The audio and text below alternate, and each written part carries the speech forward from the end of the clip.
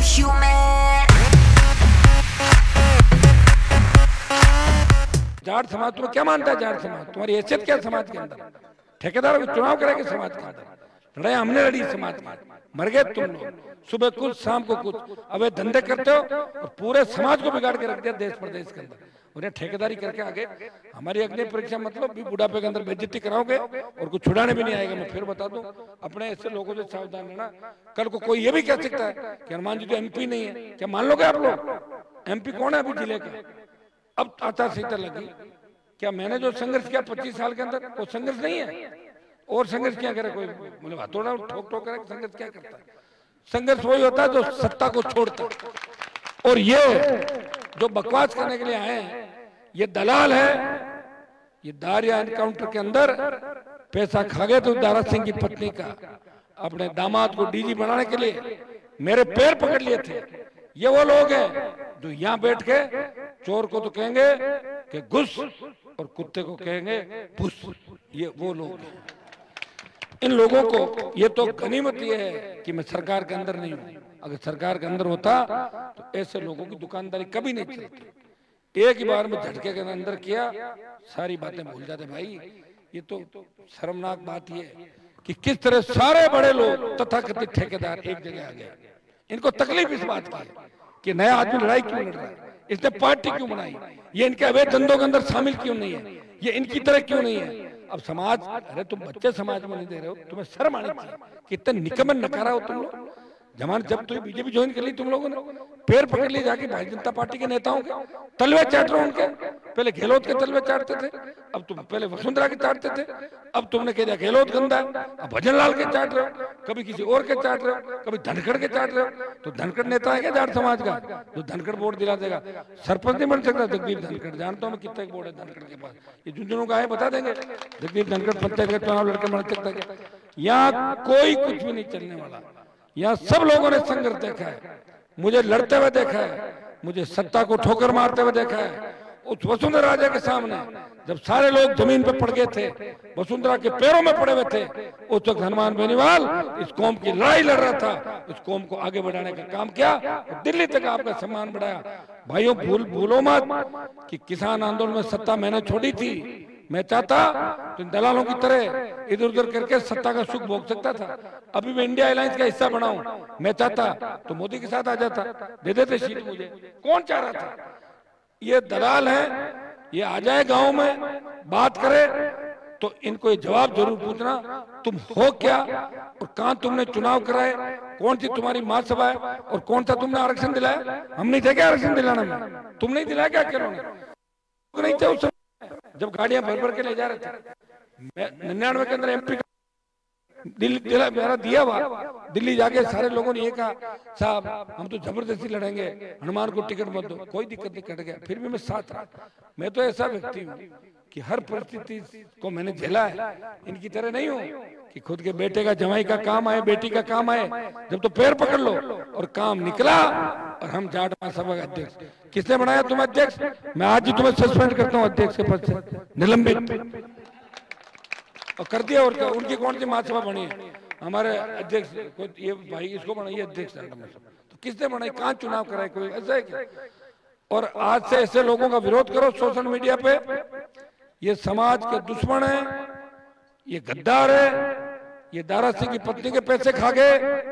इन्होंने ऐसा घर नहीं छोड़ा, जीवन गोदारा के जो पैसे थे समझौता वो पैसे खा गए। बेशरम कहेंगे घूम रहे, शर्म इनको आती नहीं। वही रितवाड़ मिर्जा की तरह ऐसे सारा कूड़ा करकट एक जगह इकट्ठा हो गया। ये अच्छा रहा, 2-3 दिन में बचाओ, कूड़ा भी एक जगह चला जाएगा। अब इनका काम ये बचा। समाज के ठेकेदार कोई हो सकता है कि समाज में? मैं नहीं कहता कि मैं कोई समाज का ठेकेदार हूं। सर्व समाज, पार्टी, संघर्ष, ये बातें होती। बताओ 4 जने चल दिए गाड़ी में, दिन में शराब पी लेते हैं, शाम को पार्टियां कर लेते हैं और समाज के ठेकेदार हो। तुम समाज के ठेकेदार हो? तुम्हारा परिवार तुम्हारे काबू में है? 15 पार्टियों में अलग अलग बैठे हो, बच्चों के रिश्ते दूसरे समाजों में कर रहे हो। किसे ठेका दिया समाज का तुम्हें? बंद करो पंचायती समाज की। और तुम्हें कोई नहीं मानता राजस्थान के अंदर, न तो तुम्हें तुम्हारी महासभा को कोई मानता, न तुम्हें मानता। तुम वही हो 15 दिन पहले मोदी के खिलाफ नारे लगा रहे थे और 15 दिन बाद मोदी के तलवे चाट रहे हो। तुम्हारा काम एक ही है कि तुम्हारे बच्चे आगे कैसे बढ़े। और तुम तो ऐसे लोग थे, जब तुम्हारे पास चुंगी के ठेके थे तो गरीब की केर सांगरी भी आती थी, उसकी भी चुंगी ले लेते। इतने बदमाश लोग हैं। वो एक अलग बात है, लेकिन इस तरीके की फालतू बात करने से कोई मतलब नहीं। इसने एक चर्चा और करी कि डीजीपी के मैटर पे लेके कि मेरे पैर पकड़े और मैंने डीजीपी बनवाया। और तूने इसने ये कहा कि दिव्या मदेरणा की माँ मेरे पैर पड़ गई तो मैंने उसको एमएलए बना दिया। तेरा काम बनाना नहीं है, तेरे हाथ में कुछ भी नहीं, तेरा काम हराना है। लोगों को खड़ा करके जाटों को लड़ा के हरा सकता है। दिव्या मदेरणा को भी हराया, ज्योति मिर्जा को भी हराया, और बहुत से लोग हराए। मैं 10-20 आदमी नाम गिना सकता हूँ, लेकिन बनाना तेरे बस की बात नहीं। पैर पकड़ के डीजीपी की बात कर रहा है। मेरी जब से ये बदतमीजी पे आया और गलत काम करने लगा 10 साल से मैंने बात तो नहीं करी इसे कभी। आज तक 10 साल में मैंने इससे बात नहीं करी, भी मिला नहीं। तो ये एक फर्जी और झूठी कहानी बनाता है और बात करता है। ये आपके परिवार का नहीं हुआ। इसने एक बारी मेरे को ये कहा, ये परिवार की बात करता है ना, तो परिवार की बात पे आऊंगा तो आपको मैंने आज तक कभी नहीं बोला। इसने एक दिन मेरे को ये कहा कि मेरा बाप नहीं मर रहा है, मर जाए तो मैं एमएलए बन जाऊंगा। डीजीपी अगला आपके दम पे बना, आपकी सर्विस की ताकत पे बना, अच्छी सर्विस करी, ठेठ से ठेठ तक करी, पहले दिन से लेकर आखिरी रिटायर होने तक ऑनेस्टी से और मजबूती से काम किया। उसके दम पे जो सरकार थी उसने बनाया, वो डीजीपी रहे। फालतू की बात करने से क्या मतलब। ऐसी बातें ये इसलिए कर रहे हैं कि इसका मानसिक दिवालियापन हो गया है, इसका दिमाग हिला हुआ है। ये मेरे को लगता है ये कुछ ना कुछ इस तरीके का नशा भी कर रहा है, जो एल बेल बोलता है, इसको खुद को पता ही नहीं है। तो इसकी बातों पे क्या जाना हमें। इसने ये आपके परिवार का नहीं हुआ, बहन भाइयों का भी नहीं हुआ, ये आपके परिवार का नहीं हुआ। इसने एक बारी मेरे को ये कहा, ये परिवार की बात करता है ना, तो परिवार की बात पे आऊंगा तो आपको मैंने आज तक कभी नहीं बोला। इसने एक दिन मेरे को ये कहा कि मेरा बाप नहीं मर रहा है, मर जाए तो मैं एमएलए बन जाऊंगा। इससे बुरी बात हो सकती है। इसने समाज की बात करी। समाज में इसी की वजह से इसके गांव में 302 का केस हुआ, उसमें इनके भाई तो जेल में रहे, कई सालों तक रहे, और ये खुद जोड़ तोड़ करके जेल में रहा, हॉस्पिटल में रहा, फिर जमानत करा ली। इसकी वजह से भाई इसके दो जो जेल में रहे, एक की जेल में डेथ होगी, दूसरा बाहर निकला, निकलने के बाद में डेथ होगी। उसकी घरवाली जो थी उसकी बहुत कम उम्र थी, एक शायद बच्ची थी उसके। समाज की हमारे की रीति रिवाज ये है इस तरीके का। मैंने इससे बात करी, इसको उदाहरण भी दिया कि सिक्कर का एक जाकिर परिवार है, बड़े बड़े भाई की जो पत्नी थी उसको रखा, आज वो पोते पोतियों वाले हैं। ये जोर लगाया, मैंने ये नहीं माना। मैंने कहा तू शादी मत कर, इसकी जिंदगी बर्बाद मत कर, इसको रोड पे मत छोड़, और उसने वो किया। तो ये परिवार का ही नहीं है तो क्या परिवार की बात करेगा। किसी को लग रहा हो कि हनुमान बेनीवाल मेरा सगा है, ये किसी का सगा नहीं है। जो इसको मोढ़ों पर उठाए फिरते थे उन्हीं के झापड़ मार देता है।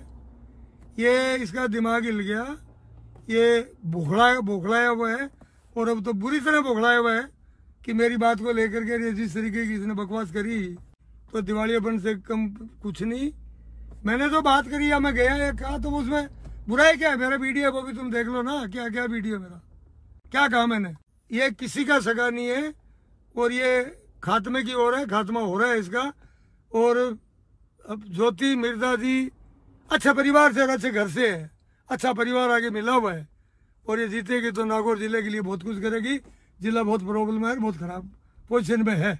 ये बात किसान आंदोलन कर रहा है, मैंने इसकी बहुत मीटिंगों में बहुत वीडियो देखा है, झूठ बोलता है। कभी नहीं गया वहाँ, एक बारी गया, पहले गया बोले मैं 2 लाख आदमी लेके आऊंगा, फिर गया कोई 500-400 छोरे लेके गया, सामान सटा तो होने वहां से उनको दिलवा दिया, वो टेंट लगा के वहां से रातों रात पार हो गए। वो टेंट और सामान लोग उठा के ले गए।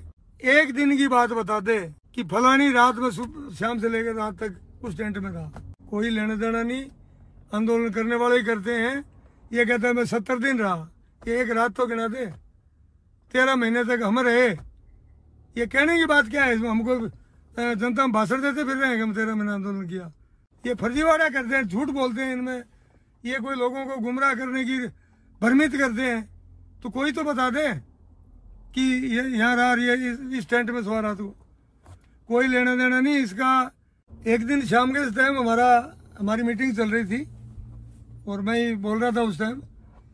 ये एक दिन उस टाइम आया 20-30 एक छोरे ले गए, हाथों में लठ ले गए, और हम इस रोड के ऊपर बैठे भाषण दे रहे थे। वो साइड वाली में गया और जाके इसने बैरिकेड तो उखाड़ने का कार नारे लगाए, ऊ करी, और वहीं से फिर हमारे बीच में से जब इसने ये किया तो हमारे बीच में भगदड़ मच गई। उसमें 2-3 बच्चों की चोट लगी, 2-3 महिलाओं की चोट लगी। इतनी देर में हमारे उसमें घुसा, मैं समर्थन देना है तो वो बैठ, और वहीं से धड़ाक से निकल गया। निकलता हुआ मेरी गाड़ी पीछे खड़ी थी और जाते हुए मेरी गाड़ी का बैक शीशा तोड़ गया। तो ये एक दिन मैंने जरूर देखा। आया और हाथों हाथ ये काम करके निकल गया।